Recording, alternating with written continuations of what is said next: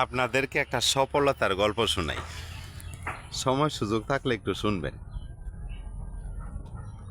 বাবা চলে যাওয়ার পরে 3 ভাই 3 বোন কি অনাহারেই না দিন কাটছে।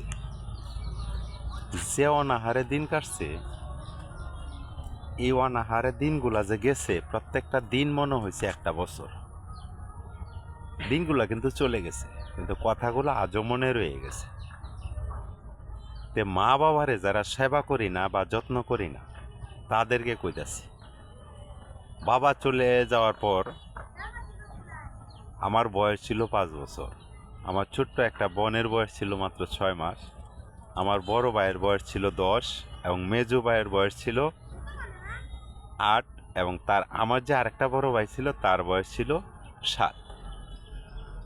এই যে বাবা বিদায় নিলেন, এই যে মানুষগুলারে রাইখা, এই মানুষগুলা কিভাবে চলবে, কোথায় খাবে, কিভাবে বড় হবে, চিন্তা কিন্তু করেন নাই। কেন করেন নাই? অর্থের অভাবে চিন্তা হয় নাই। তাই হোক, তারপরে আল্লাহ কোনো সময় ঠেকায় রাখে না। আল্লাহ সবাইরে চলার মতো তৌফিক দেয়, কোনো না কোনো উসিলা, একজন না একজন উসিলা করে একজন একজন চলে। এখন সবচেয়ে বেশি যে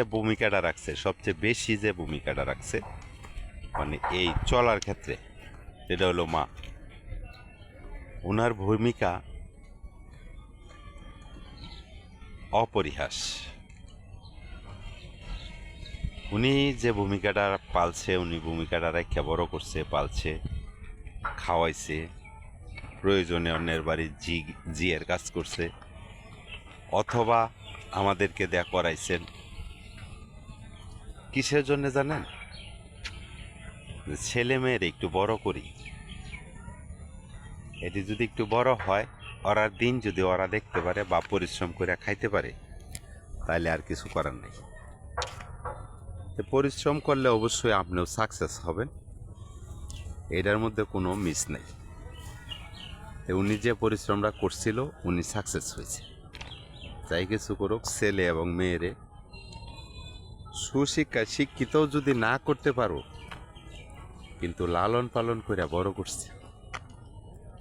আজকে যা কথা বলতেছি, এটাও মায়ের অবদান।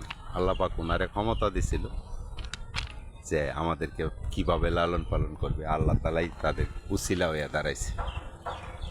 তো সবচেয়ে বড় কথা হইল কি জানে? সবচেয়ে বড় কথা হলো, প্রত্যেকটা মানুষের চলার পিছনে একটা গল্প থাকে। এখন দেখেন গল্পটা কোথা থেকে দাঁড়াইলো। বাবা বিদায় নেওয়ার পর মাই আমাদেরকে এত দূর পর্যন্ত নিয়ে আসছে। যারা মা বাবাকে দেখেন না বা সেবা যত্ন করেন না, আপনাদেরকে বলছি ভাই, অনুরোধ করে বলি, পৃথিবীর শ্রেষ্ঠ সম্পদ হইল এটা। আপনি ওনাদেরকে যতটা সম্মান করবেন,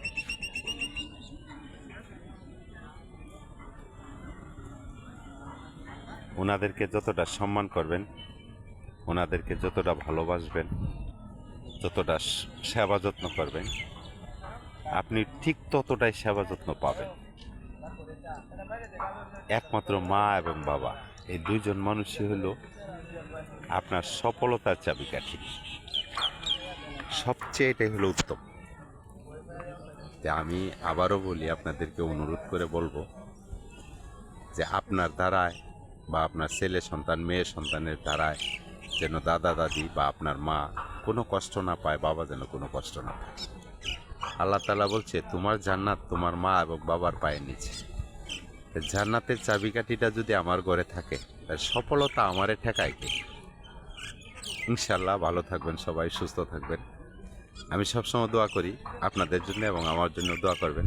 আল্লাহ যেন আমাদেরকে ভালো রাখেন, সুস্থ রাখেন এবং সবসময় মানুষকে ভালোবাসার মতো মন মানসিকতা থাকে এবং মন মানসিকতা দান করেন। পৃথিবীতে তো কিছু নিতে পারতাম না, সব কিছু থুয়েই যাইতে হবে।